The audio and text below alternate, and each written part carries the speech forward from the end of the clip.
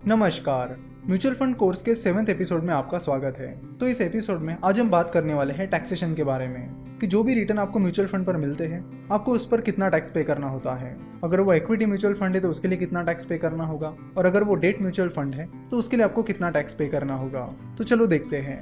तो शुरुआत करते हैं इक्विटी म्यूचुअल फंड से।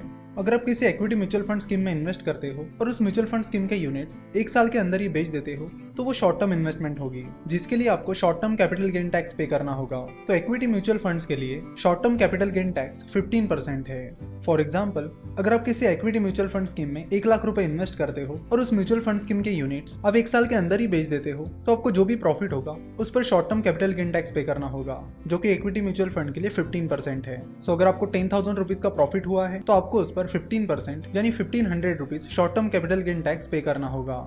अब बात करते हैं long term capital gain tax की। अगर आप किसी म्यूचुअल फंड स्कीम में इन्वेस्ट करते हो और उस म्यूचुअल फंड स्कीम के यूनिट्स आप 1 साल से ज्यादा टाइम पीरियड के लिए होल्ड करते हो तो वो लॉन्ग टर्म इन्वेस्टमेंट हो जाती है। और जो ऐसी लॉन्ग टर्म इन्वेस्टमेंट्स होती है उससे आपको जो भी प्रॉफिट मिलता है उस पर आपको long term capital gain tax पे करना होता है।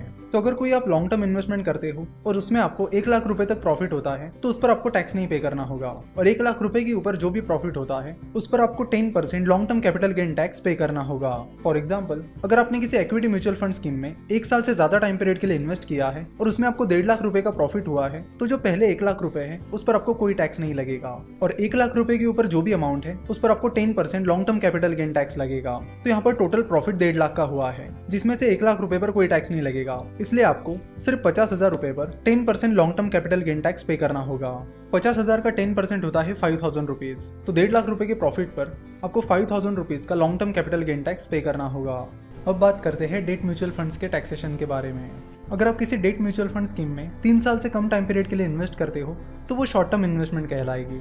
वही अगर आप किसी डेट म्यूचुअल फंड स्कीम में 3 साल से ज्यादा टाइम पीरियड के लिए इन्वेस्ट करते हो तो वो लॉन्ग टर्म इन्वेस्टमेंट कहलाएगी। तो जब भी आप किसी डेट म्यूचुअल फंड स्कीम में इन्वेस्ट करते हो और अपने म्यूचुअल फंड स्कीम के यूनिट्स 3 साल के पहले बेच देते हो तो वो शॉर्ट टर्म इन्वेस्टमेंट होगी, और फिर ऐसे शॉर्ट टर्म इन्वेस्टमेंट्स पर आपको short term capital gain tax पे करना होगा।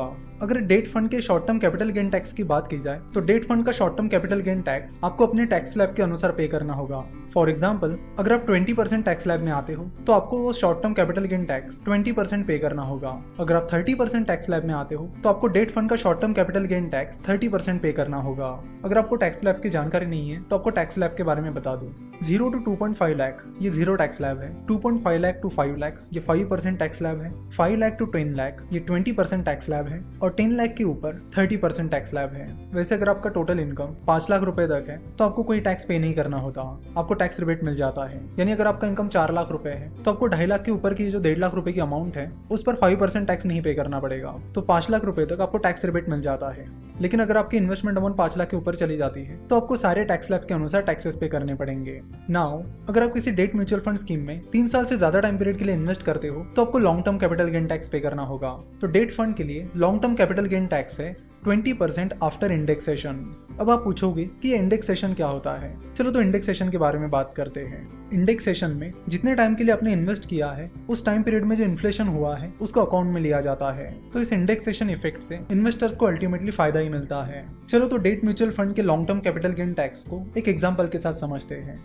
मान लीजिए कि आपने किसी डेट म्यूचुअल फंड के 500 यूनिट्स खरीदे हैं। आपने वो यूनिट्स फाइनेंशियल ईयर 2012-13 में खरीदे थे और तब आपने उन म्यूचुअल फंड्स को 10 रुपीज की प्राइस पर खरीदा था, और फिर फाइनेंशियल ईयर 2018-19 में आपने उन सारे 500 यूनिट्स को 20 रुपए की प्राइस पर बेच दिया। तो यहाँ पर आपको हर यूनिट के पीछे 10 रुपए का प्रॉफिट हुआ, यानी टोटल 500 यूनिट्स पर आपको 5,000 रुपए का प्रॉफिट हुआ। नाउ जैसे कि हमने देखा कि डेट फंड पर long term capital gain tax है 20% आफ्टर इंडेक्सेशन इफेक्ट। तो अगर इंडेक्सेशन नहीं होता और सिर्फ 20% टैक्स होता तो 5,000 पर 20% यानी आपको 1,000 रुपीज का टैक्स पे करना होता। नाउ लेट्स सी कि इंडेक्सेशन इफेक्ट से क्या होगा और उस टोटल टैक्सेशन पर उसका क्या असर होगा। तो इंडेक्सेशन इफेक्ट के लिए पहले आपको इंडेक्स कॉस्ट निकालनी होगी, और इंडेक्स कॉस्ट का फॉर्मूला है जिस साल आपने यूनिट्स बेचे उस साल का CII that is cost inflation index divided by जिस साल आपने उन यूनिट्स को खरीदा था उस साल का CII मल्टीप्लाइड बाय जिस प्राइस पर आपने वो यूनिट्स खरीदे थे।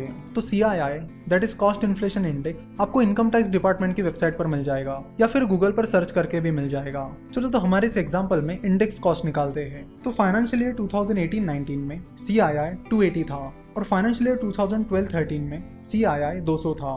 तो CII for the year of sale that is 280 divided by CII for the year of purchase that is 200 multiplied by cost of purchase that is 10 rupees. Cost of purchase यहाँ पर 10 rupees है क्योंकि आपने जो units खरीदे थे वो अपने 10 रुपए की प्राइस पर खरीदे थे। तो इस तरह इंडेक्स कॉस्ट निकल कर आती है 14 रुपीज। नाउ 14 रुपए के ऊपर आपको जो प्रॉफिट मिला है उस पर आपको LTCT टैक्स पे करना होगा। तो आपको 20 रुपीज जो कि आपकी सेल प्राइस है minus index cost that is 14 rupees is equal to 6 rupees. तो हर यूनिट पर आपको 6 रुपए का ये जो प्रॉफिट हुआ है उस पर ही आपको long term capital gain tax पे करना होगा। तो इंडेक्सेशन के बाद आपको हर यूनिट पर 6 रुपए का प्रॉफिट हुआ है। ऐसे ही आपने 500 यूनिट्स खरीदे थे। So 500 multiplied by 6 is equal to 3000। तो इन 3000 रुपीज पर आपको 20% का टैक्स पे करना होगा जो कि निकल कर आता है 600 रुपए। तो इस तरह इंडेक्सेशन इफेक्ट की वजह से आपका टैक्स कम हुआ। अगर आपने यही पैसा फिक्स डिपॉजिट में इन्वेस्ट किया होता और आपको उसमें इतना ही प्रॉफिट मिलता दैट इज 5000 रुपीज का प्रॉफिट मिलता, और अगर आप 20 या 30% के टैक्स स्लैब में हो तो आपको काफी ज्यादा टैक्स पे करना होगा। दैट इज 20% के अनुसार आपको 1000 रुपीज टैक्स पे करना होगा और 30% के टैक्स स्लैब में आपको 1500 टैक्स पे करना होगा। सो अगर आप 20 या 30% के टैक्स स्लैब में हो तो आपको बड़ा सोच समझ कर इन्वेस्ट करना होगा और डेट फंड आपको लॉन्ग टर्म में उसमें फायदा दे सकते हैं। आशा करता हूँ कि आपके म्यूचुअल फंड के टैक्सेशन से रिलेटेड सारे प्रॉब्लम्स क्लियर हो गए होंगे। नेक्स्ट पार्ट में हम देखेंगे कि म्यूचुअल फंड को कैसे चुना जाता है, कौन सी म्यूचुअल फंड स्कीम्स आपके लिए सही हो सकती है और कौन सी नहीं। Stock market, finance, mutual fund और इन्वेस्टमेंट के बारे में और जानकारी के लिए आप हमारी वेबसाइट www.finnovations.com विजिट कर सकते हो। हमसे जुड़े रहने के लिए आप हमें फेसबुक, ट्विटर और इंस्टाग्राम पर फॉलो कर सकते हो। हमारे साथ जुड़े रहने के लिए आपका बहुत बहुत धन्यवाद।